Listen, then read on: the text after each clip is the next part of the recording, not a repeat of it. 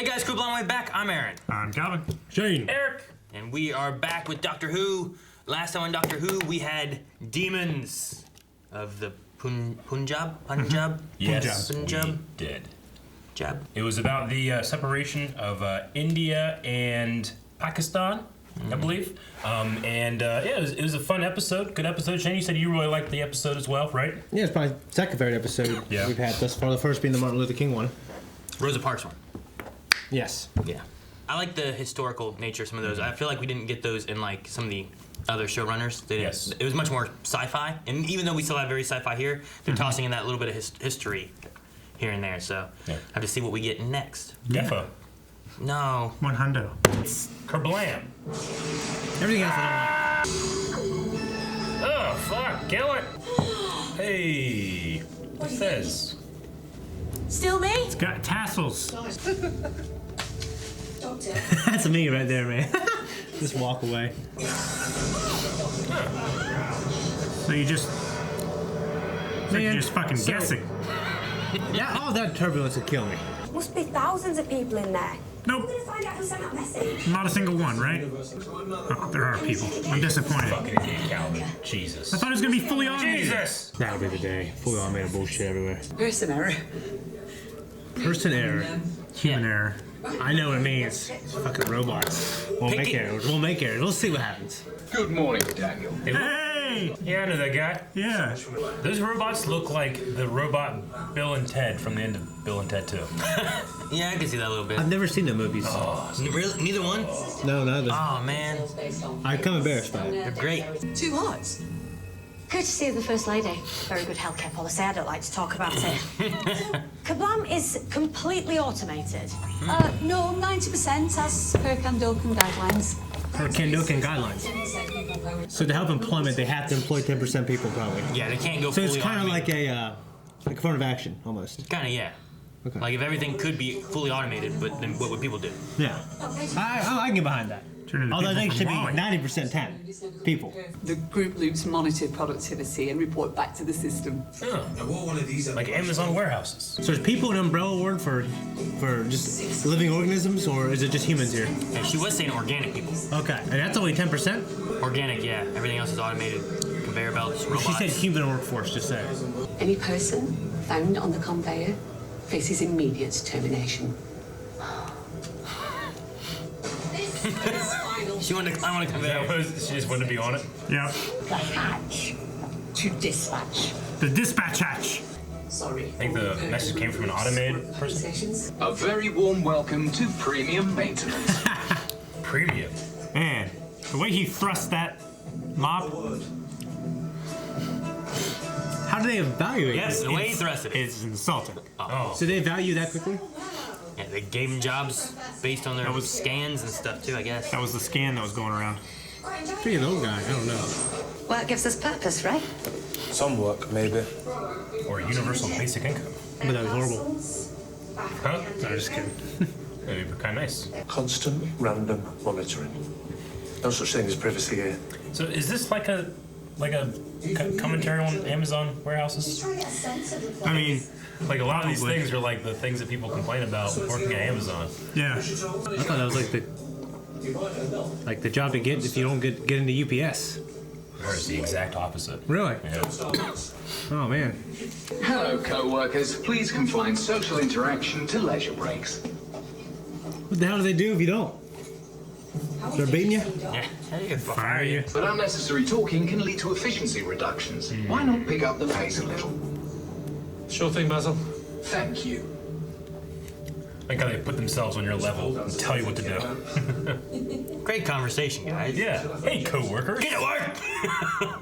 The last person to search for an order down there got the sack. I never saw them again.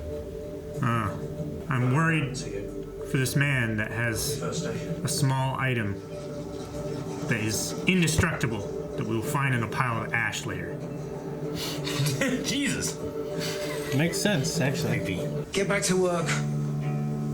All of you. Why are these guys suddenly walking? Probably some not good conversation was happening. It's like, hey, who's in trouble? Be careful with slaves. She never arrived home. Look at Amazon. like Amazon.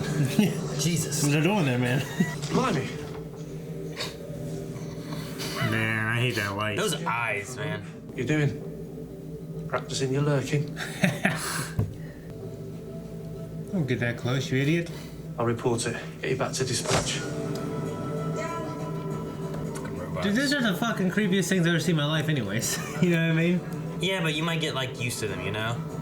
Like they're just the I norm. think they violate something in nature when you look at them. Like that, you know, that anything. When you look at them every time they like Yeah, like you pull the should. tail off a rabbit or something like that, like they violate it. No, like they violate something emotionally. Someone screamed. Dan, I knew it. Not a pile of ash though. Blew away. Ah! Come on. I've seen all of those Boston Dynamics videos where you just push them over and they fall over. Come on, don't push them. Your maintenance mentor is Charlie. Charlie. Oh, all right, Cockle. Have a productive Cockle. day, team. Cockle. His name's Cockle? No, it's a nickname. Please take an emergency rest break in the home zone now. Emergency rest break. We have to find Super it. great.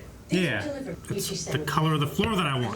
that green, Very green. pine green, man, or forest green. No. Just such a butterfinger. I love butter. I love butter. What a stupid thing to say. Oh my gosh. It's so funny. Something is very wrong here at Kerblam. It's like Kerblam, like a Nickelodeon show. You guys remember that? I was gonna ask you about that at the end. Kerblam! Yeah. No, I don't. Something. No. And if anything happens to us, you'll have me to answer to. Who do they think she is? A relative of the first lady. Yeah. Oh, okay. I always be paranoid of an undercover boss situation. Undercover boss. Yeah. Why is that pocket door there just perfect for this? I mean, have you smelt her? Strangely enough, I haven't. Strangely enough. I cannot get my nut around the shape of this place because it's way too big. But Sounds like a nut problem. I reckon I could get that. Crab's the best. Night mode. I just feel like he's an old man tricking someone.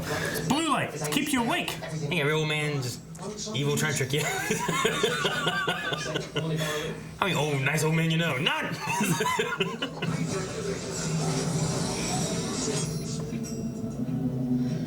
Everything to see. Paperwork, very retro. He had a clipboard. Why? There's paper on that. Right? Yeah, they just said, like, if everything's automated, why does it need a clipboard? Your group loops told me you were back here. I knew that. How'd you forget? Oh no, red light. That's actually a pretty good night mode. System blackout. Red light. Total system blackout. Oh yeah. If everything's automated and all the power shut down, why is that robot still active? These fucks. Jesus. Look at his hands like they're open so wide. Swing! Investigating. What the fuck, man? Jeez! Head of people. Jesus, you ripped his head off. That's what the head of people does! She ain't the head of robots. Head of people! Get that!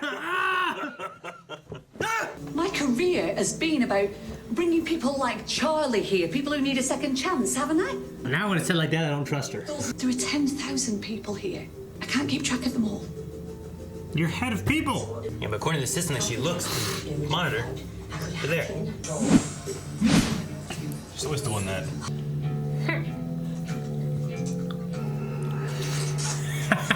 Kerblam has a gift for you. Another gift. It's gonna be good. I'm so happy for her. Yep. She never had a gift except for that one time. She's always wanted a gift. I thought you said the system didn't notify you when someone went missing. Well, it didn't until now. It's like it's sending us a deliberate message. It's bait. Yaz, Charlie, come with me. We'll find Grab a Kira. garbage chute. I should let you know I have a coordination problem. I forgot about that. How did those genes pass on for all this time? Mate. Really? That's you. Huh? Yeah. It should be coordinated. Well, you want to be. When you want to be, when you're not, you're not. When I'm trying to hunt and kill something, I'd be coordinated though. 80% of the time, it's chaos. I'm just coordinated like the same all the time. Perfect. Average. If they don't want you down these, why are there little handles there to grab on to slide down into? You know what I mean? The safety handle. The safety handle to get you safely in there. So you don't fall Yeah. in. Yeah, they definitely have those in water slides. I'll tell you that right Here's now. the employee of the day, broom. Oh, they're funny. This would be fucking This is like great. the beginning of Attack of the Clones. Oh my goodness. Oh my days. Jesus. Whee! Look at those boxes over there, like pop, pop, pop. This is crazy. It's like the door room in Monsters Inc. This is a nice little set piece. I wonder if they're moving real slow or they're just not moving at all. You fucking idiot! Look! Why not look? He doesn't trust his coordination. He jumps better if he's not paying attention. Can you pause all sales protocols for a bit? Even the upselling. Even the upselling. Especially the upselling. And then you can tell us what's going on and deliver the information to us. Retrieve and deliver. Yeah, you gotta do it in a way that he gets it. Having an orgasm. Oh face, Not twirly speaking. The system. Kerblam. Help me, Doctor. Help me. Kerblam once held. Called it. I said it was non-human. But why would the system? Huh? I said it was non-human. Hygiene defenses activated. Initiate disintegration. Disintegration, yeah. You don't want that. It's shooting at us! It's like Padme going to the droid factory in episode 2. Move away from the delivery bot. Fucking. He went with us, alright. Oh! I'm not targeting people. I'm recording the missing. Oh, so it's not you? No. No! Gonna be some kind of bomb or some shit. Is it gonna turn her into one of those? What does every parcel here have in common? I don't know. What? Bubble wrap. The bubble wrap? The bubble wrap is the weapon. What? Because it's distracting? No. Is there a gas in it? Yeah. No! Holy shit! Poor cockle. Something's gonna happen. Poor Kira. Fuck. Never look at bubble wrap the same way. My generation, we change things. We make things happen. You fucking vote! Don't believe a lot. Machines malfunction, that's what they do. No, mate, that's what you're doing. Seriously malfunctioning.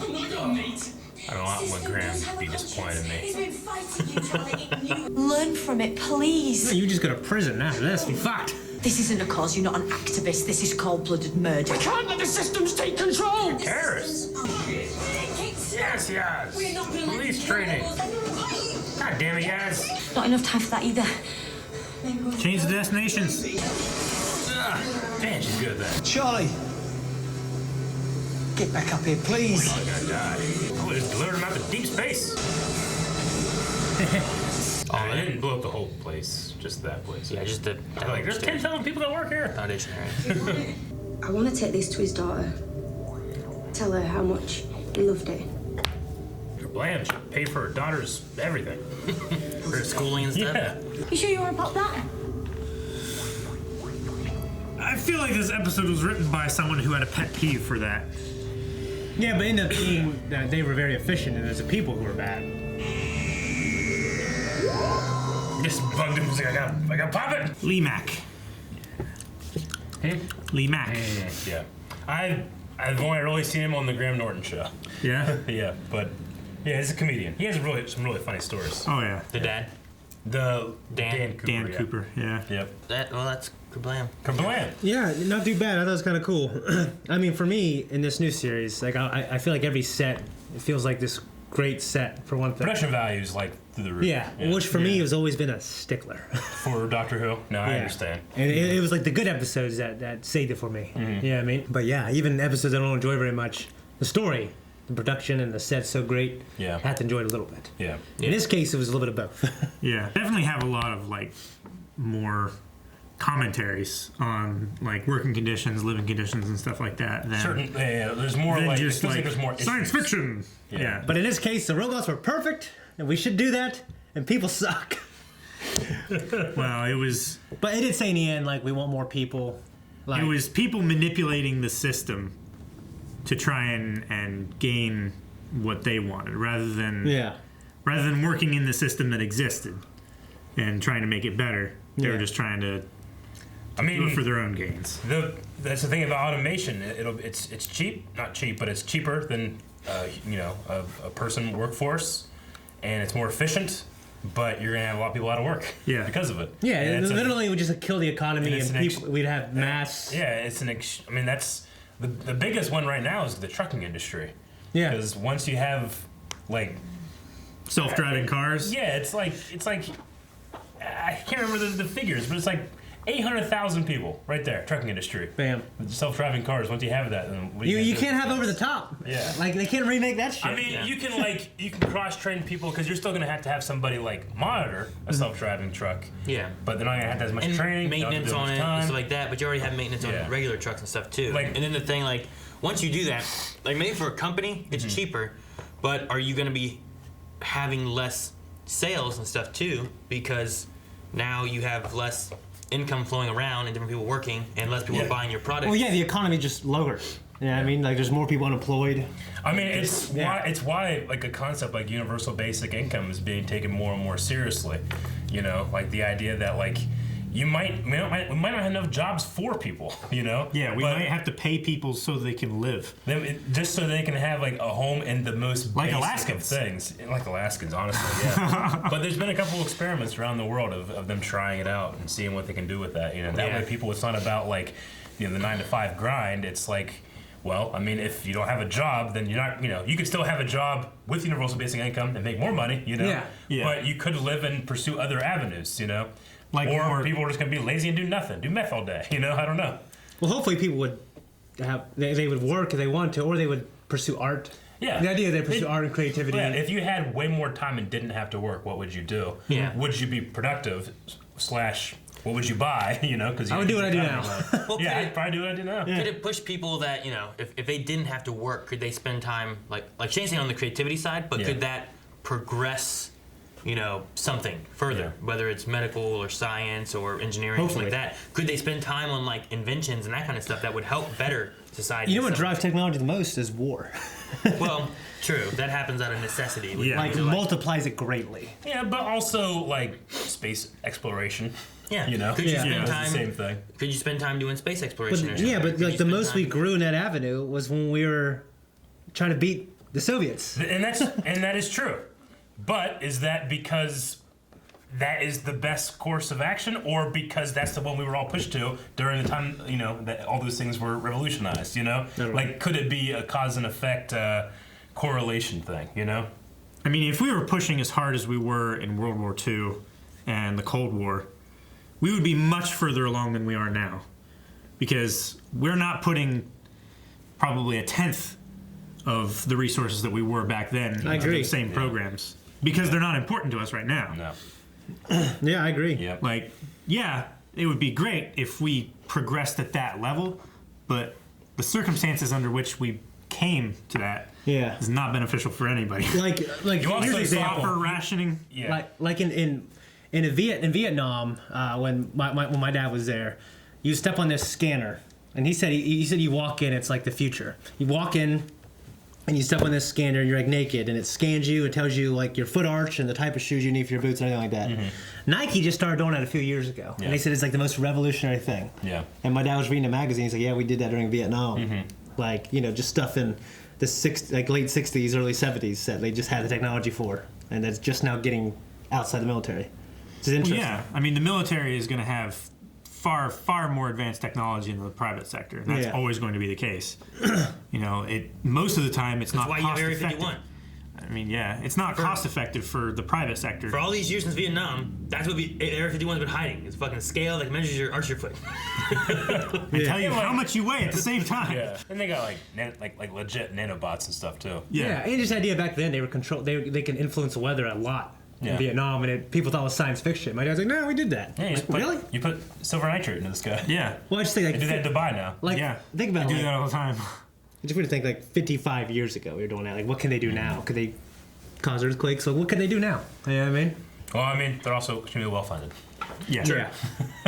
So, just to get back to it, like, you know, the idea of like, you know, the automation and that stuff, you know, it is kind of refreshing for it not to be like a doomsday stance that Doctor Who took, even though like, well, the young people that don't know what, you know, that are not working and not doing that kind of stuff, and this guy resorted like legit terrorism, you know? Yeah, he did. Like, that's not good. That's But Yeah, not- he figured he's so educated he'd be more enlightened. Hopefully. I like the idea though, because lots of times you get into Skynet and all these things, and it's the system is becoming self-aware Yeah. and killing humans because this is going the route of like no, our protocols are this. We were supposed to protect people, and it's fighting back, trying to stop this stuff. The system is trying to save itself, yeah, and help people. Yeah, it's sending a message to the doctor to get help. It's send a robot to kill Charlie, but then the head of people ripped off its head. So it's doing things trying to combat and not be this evil force that Charlie's trying to make. Yeah. I like that being a difference there. In the end, they still listen to him because they're going to lobby for more of a human workforce. Yeah. See, I think this episode, it dabbles in a few things, because it dabbles in the idea of, technology's coming and workforce, what are we going to do with that? Do we make a law where this was 10% of people on all levels? So not just like, you don't just say like, well, we got this many workers, 10%, we're going to make them all the little workers. They like the laborers. On all different levels. They want laborers, they want management and all that. I think that sounds like the good way to do it. Yeah, they want it spread across. Also, 10% is little to me. I feel like it should be 50. It could, yeah. I mean, that's Charlie's idea there was like, if we're not fighting at this, at 10%, it could dwindle to 7 or 5, They just made this law. Yeah. He might, like, I think Eric said, like, vote! Or something. I don't know how they go about it, but his method was like, I'm going to kill people to prove that the system is dangerous.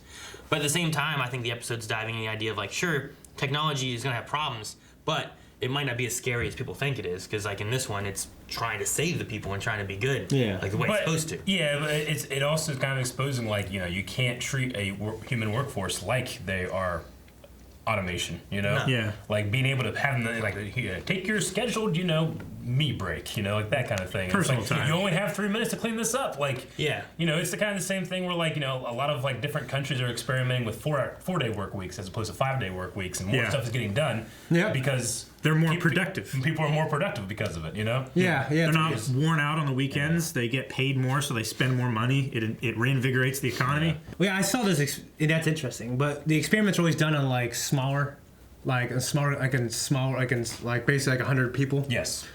Like it'd be interesting if we did in the United States, what it would do to us. You With think 300 million people in a workforce. Yeah. I mean, that's true. I'm all for 3-day weekends personally, but I wonder if it would work for us because America. I mean, France does it. All of them.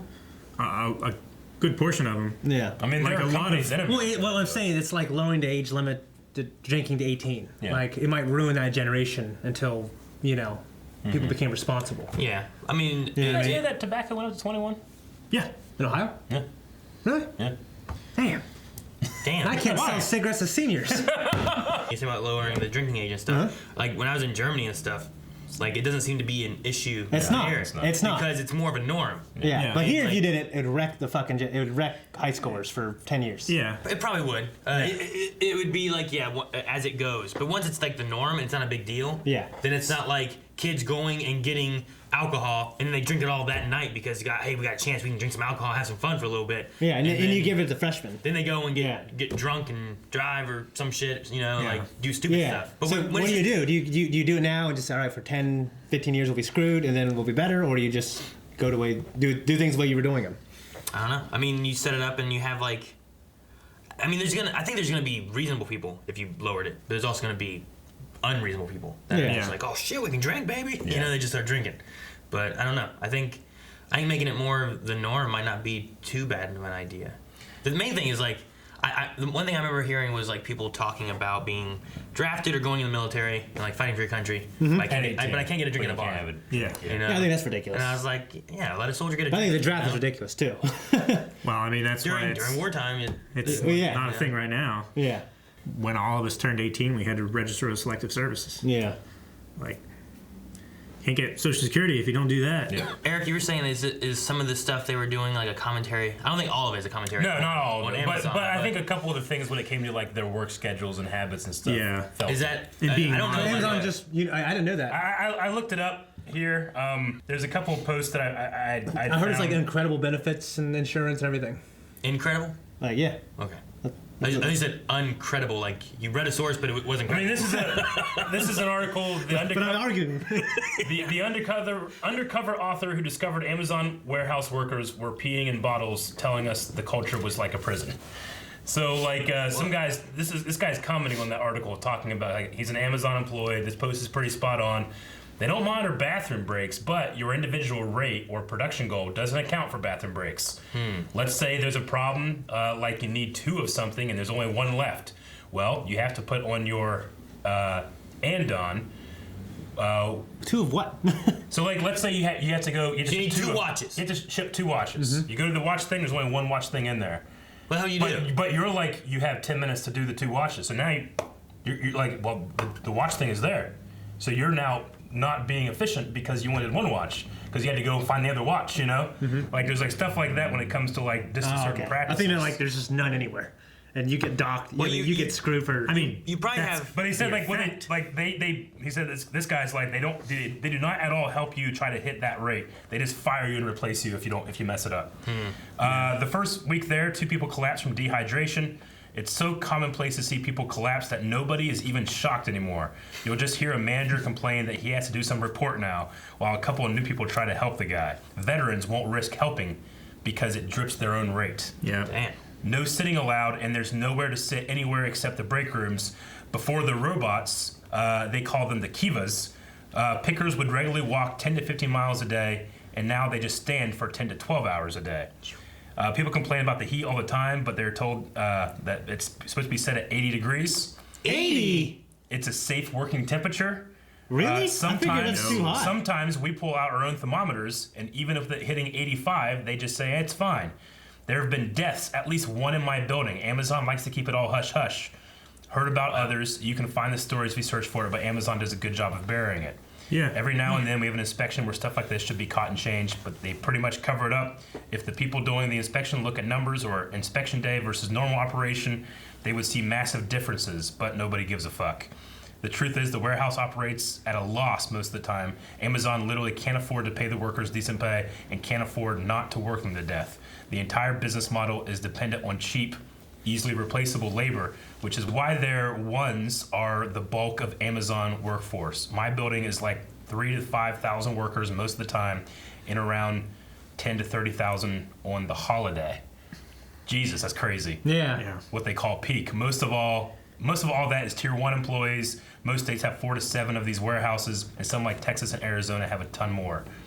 Next time you order something off Amazon, remember it was put in the box by a guy sweating his ass off trying to put 100 to 250 things in a box per hour for 10 hours a day, or he will be fired, making about $1 more than minimum wage. Might have even been a night shift guy who goes to work at 6:30 p.m. and gets off at 5 a.m. Yeah. So this is an Amazon guy. This is a guy that works there, is commenting on this article about Amazon employees not being able to take a bathroom break because it would cut into their productivity. Their quota productivity. So they're literally pissing in bottles where they're standing. So, the thing is that like that is putting them in the box of like, here's your work, you gotta do it. There's no leeway, which is kind of like automation. This robot does this, that's what it does, and that's how you're efficient. And as long as the humans can follow sucks. the automated like quotas that we can meet automated wise, if you meet that, you're good. If you can't, we'll fire you and get someone else. Yeah, I thought it was like a guy, and he also Ricky, one of Ricky's good friends. I think he worked at Amazon, loved it, thought about the benefits he Maybe there's like good managers and stuff out there, but like there's this. It also like, did he work in the warehouse or did he work somewhere else? Because I don't know. It might depend on what he works. Is he an Amazon delivery driver? I don't know. Because they're not dealing with the warehouse side. They just get the packages Good they point. deliver. You know? In terms of walking that much a day, that's not too bad. Laborers walk that much, and countries who walked like 20 miles a day, like they have much lower incidence of LDL cholesterol. So that's a good thing in my opinion. I'd say 80 though is pretty hot. 80. Oh, the temperature. 80 degrees Fahrenheit. 80 to 85. That's pretty warm. I think. That would inside, suck. that's terrible. Yeah, that would suck. I like it being like a nice, like 70 to me. Yeah, I usually put my temperature at home. I put it around the 68, 69 mark. 69. I like to 69. sleep. I like to sleep at like 6. I like to sleep cold, like 65, 60. Doesn't bother me, but. Yeah, just throughout the day, I hate being hot more than I hate being cold. There's a lot of people saying that it's not exclusive to Amazon. It's like that job is called being a picker. Yeah. All where it's like a lot of warehouses probably follow those kind of things, where especially if it's packing of any kind, you know. So I could see that being a thing, and I think this. Gus worked at UPS, and he said it was bad. But he never said that. Yeah. But he got the position where a bunch of people doing underneath him. He says it wasn't as bad. Better. This episode here, like, doesn't focus heavily on that, but you do see in the beginning where the system is like, this is how many things you got to do and what you can do. You know, don't talk. You're wasting time. You got to meet your quotas and all that kind of stuff. Yeah. And it touches on that a little bit. So that is still the system doing that part. Yeah. In this, which it could be talking about like labor issues in warehouses and how tough it is, and like all things, I mean, that's the experience of one guy. We probably have people here that work as pickers that have great experiences in their jobs. Yeah.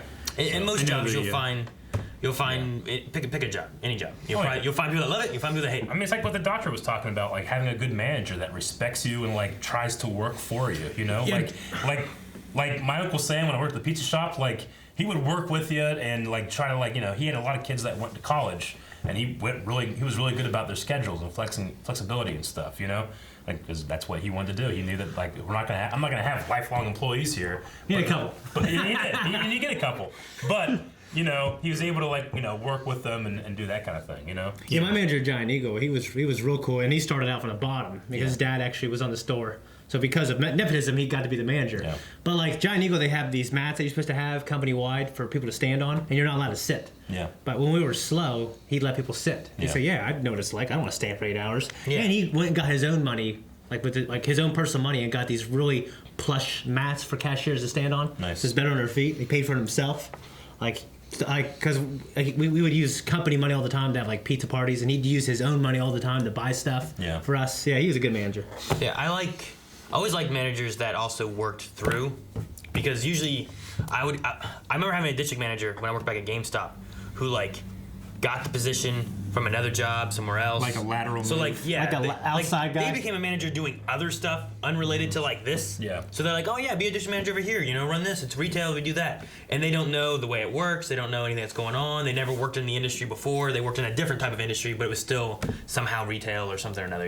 So they were all about sales and everything else too. But I always liked having people that moved up rather than someone coming from another business. That's, from the outside. That's different, Yeah, the guy, like my boss at the city, at the street department, like he got the job because he was friends with the mayor, and he didn't do any kind of laboring or anything like that before. And there was a guy, Chris, who did it his whole life, and he was supposed to get the job too, and he got screwed. So yeah. Yeah. And this guy doesn't know how he's doing. Yeah, and then between the two, I always had to wash his truck. Like when we were like if it was raining, we couldn't do what we needed to do. He'd have me wash his truck. Like it's a city truck. Yeah, it was a city. Yeah, like sometimes it's raining and we had to do concrete that day, and we're scheduled to do it. You know what I mean? Because we have high school kids go out and do like other stuff. You know what I mean? But like if the weather was terrible, we'd all stay in and do other stuff. But he'd make me wash his city truck and stuff like that. Yeah, because they gave him a truck. Wash all the city trucks. Wash them all. Yeah, but it's like his personal truck. You know what I mean? Yeah. But yeah, so yeah, management is always important. Sam, he worked in pizza a lot, right? Like that's what he did. So he probably knew it. He understood from the bottom all the way to the top. He's a teenager when he worked at Domino's and became a manager, and he's a manager when he got yelled at by the other guy who worked at Domino's. Then a regional manager. Yeah, but like having someone who started there, he knows what it's like to do all that stuff, all the way up to owning and stuff. The big problem will just be, and another 20, 30 years, you're not going to only need to hire delivery drivers. You're not going to need to hire certain things because a lot of that's going to be automated. Yeah. Maybe. Maybe. You like drones or something? There'll be. This pizza drones. This cars that will be able to drive. Yeah, but how, is it gonna get out and walk up my driveway, or knock my door? It would be like, would you rather pay like a certain amount for the delivery fee or no delivery fee, and you just walk out of your driveway and pick up the pizza? I feel like they'd still have to have a delivery fee. It might not. There might be no tip, but I feel like there'd be a delivery fee for like the it car, depends if it's because of maintenance. It wear and depends tear on how cheap that, it is, gas, stuff like that.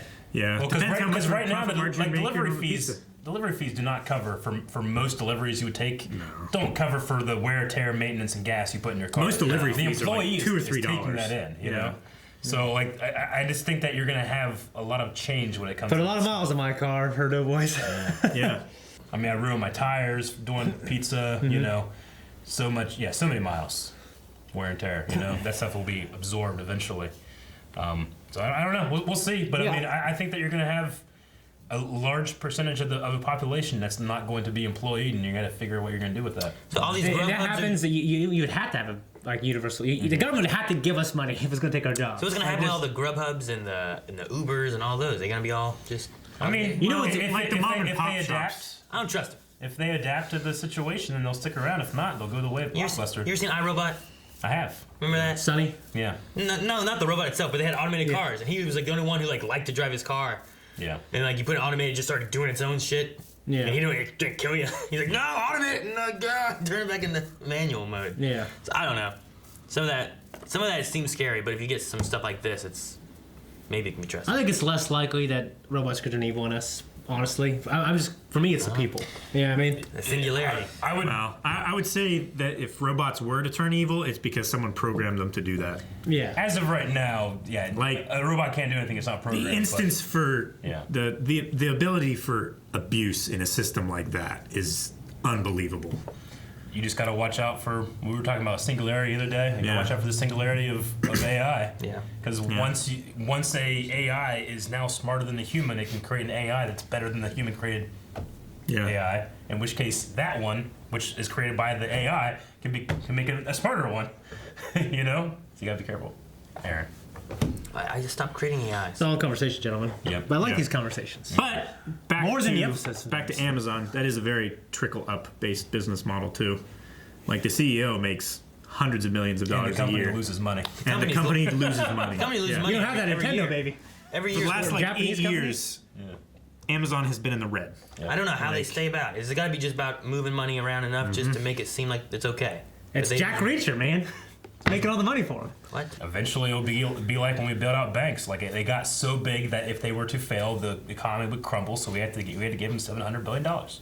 Ridiculous. Now we're dead. Thank you guys so much for watching. If you guys enjoyed this, make sure you subscribe so you don't miss out on the next Doctor Who episodes coming out. You can see early access available over at patreon.com/blindwave and full length over there as well. And if you want to see more discussions like this, maybe hop over to twitch.tv/blindwave. You can see our podcast. We talk about all kinds of stuff. Yeah.